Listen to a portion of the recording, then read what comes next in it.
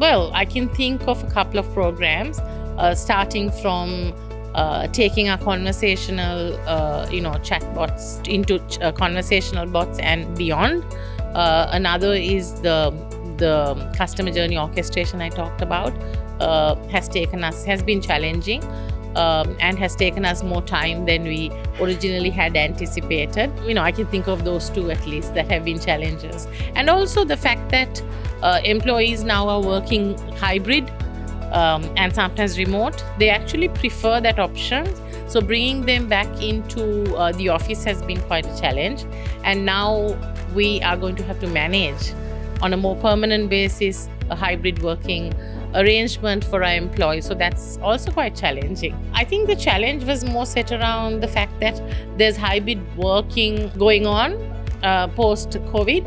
And as a result, everyone's not all in the same place. So different people have different priorities, different people are working in different projects, and their priorities and timelines may not match yours. As a result, there's been this natural tendency to kind of somewhat deprioritize and push programs out. I'd say, it's mostly about that. I think the personalization part, we want to do a lot more things in 2022, but I guess we need to also kind of learn, step back and do it face by face. Because once you do that, then you do it better and you do it well, because you really truly understand what the customers really want. And that's something that we're going to spill over for Telecoms Malaysia in 2023. I think it's just mainly timing and Malaysia with the ever-changing climate, now we need to concentrate in helping our customers to be prepped for the floods that's coming in, and also the election. So it's mainly about timing. So landscape of the environment that your customer is in is also important. I think one key strategy will be more engagement with customers. And of course, now with the whole situation allowing us to do that, with opening up, I think next year there'll be a lot more focus on that area. End-to-end integration is, I think, one where we have too many systems in the background that need to be integrated, and there's a lot of technology debt.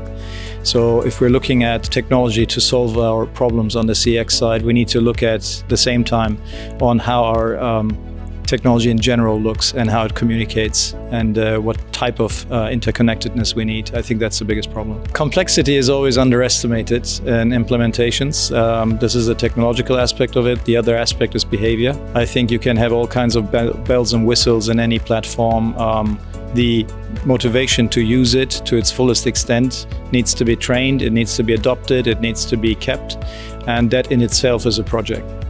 We're a new company, so Portech is about 2.5 years old, and we've been very aggressive in the rollout of a lot of our CXM measurement tools, where we are able to not only capture our net promoter score but also customer satisfaction metrics.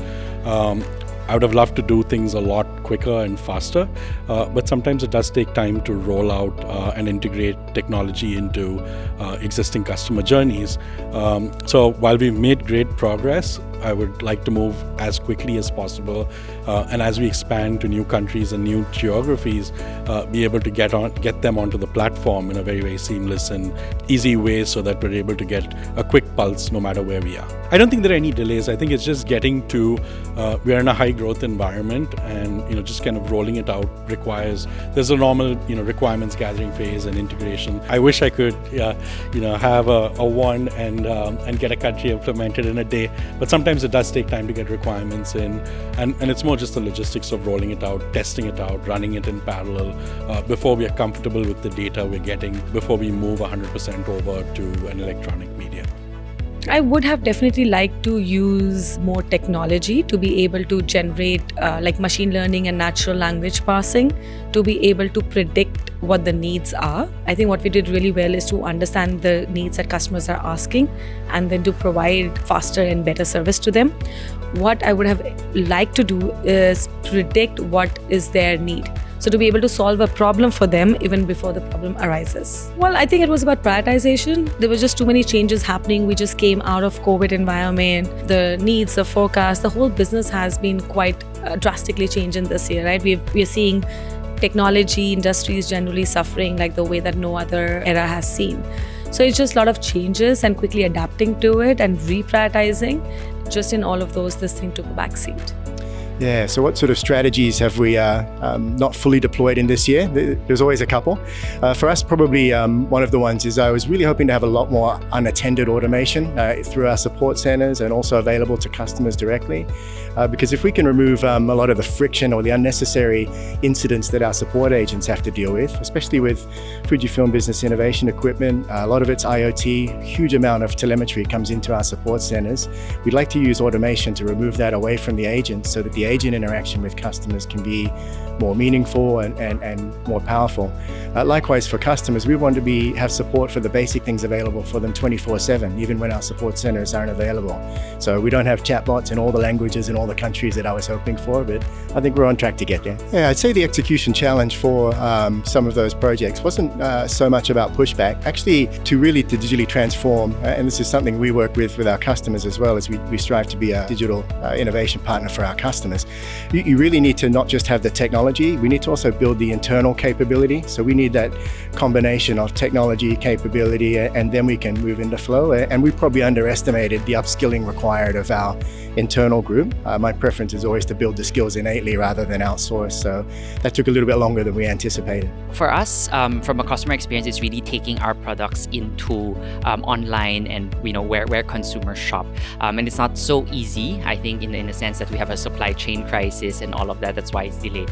At the same time, the cues of marketing and what we need to do, right, to make our consumers aware that our products are in these new channels that we've never ventured into before, that's a whole learning process for us. I think the biggest challenge really in any transformation is really culture, right? The buy-in and getting people behind that. And I think a lot of companies would relate that we struggle with finding, say, the right mindset and the right talent for what we need to do for the future.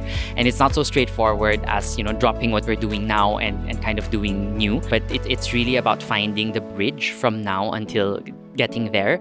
It's probably a bit normal to experience some challenges along the way, but I think it's important to have a clear vision of where you want to go.